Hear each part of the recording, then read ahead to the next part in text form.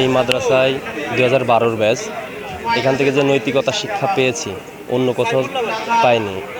সেই নৈতিকতা শিক্ষা এখন আমার জীবনে অনেক প্রভাব ফেলতেছে, যেমন মানুষের সাথে ভালো ব্যবহার, মানুষের সাথে ভালোভাবে কথাবার্তা, সমাজ পরিচালনা সব জায়গায়। শুধু মাদ্রাসার ছেলে মাদ্রাসায় পড়া শিক্ষা যে অনেকেই কার চোখে দেখে সেটা দেখার কোনো সুযোগ নেই। এখান থেকে আমরা অনেক কিছু শিখছি। আজকের দিনটা আমার কাছে আসলে অনেক স্পেশাল, কারণ আজকে 2023 থেকে 2023-24 সাল পর্যন্ত বড় এবং ছোট ভাই বোনদের সাথে দেখা করতে পেরেছি।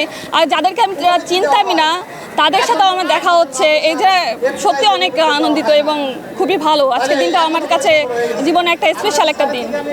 আমাদের বন্ধুদের সাথে স্মৃতি, সিনিয়র জুনিয়র সবার সাথে যে স্মৃতিচারণ, এটা আসলে আমাদেরকে একটা অনুপ্রাণিত করবে এবং আমাদের যারা এখান থেকে কৃতি শিক্ষার্থীরা বের হয়েছে তারা আমাদের আসলে আগামী দিনের অনুপ্রেরণা হিসেবে কাজ করবে। সর্বোপরি যে মানবিক দৃষ্টিভঙ্গি এইখান থেকে আমরা অর্জন করেছি, এই জিনিসগুলো আমার চাকরি ক্ষেত্রে খুবই ভূমিকা রাখে।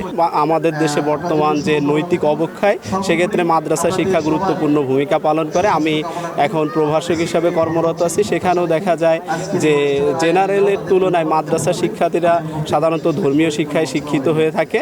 সেখানে মাদ্রাসা শিক্ষার্থীদের ধর্মীয় অনুভূতি থাকার কারণে তারা যে কোনো অপরাধের সাথে তুলনামূলকভাবে কম সংশ্লিষ্ট হয়। আমরা মনে করি যে ছাত্ররা যে একটা প্ল্যাটফর্ম তৈরি হলো, এই ছাত্ররা যাতে একজনকে একজন সহযোগিতা বিপদে পড়লে যারা বিভিন্ন চাকরিতে ভালো ভালো চাকরিতে আছে, যারা জুনিয়র সিনিয়র, এরা সবাই যাতে একটা পরিচিত হতে পারে, তাদের যাতে একজনকে সহযোগিতা করতে পারে। ইসলামের যে মানবতা যে একটা দিক আছে, সে মানবতাকে এরা আমি করে আরও আগায় নিতে পারবে। উপহার গ্রহণ করছেন আমাদের সম্মানিত শিক্ষক মণ্ডলী, প্রধান অতিথি এবং সম্মানিত সুপারের কাছ থেকে।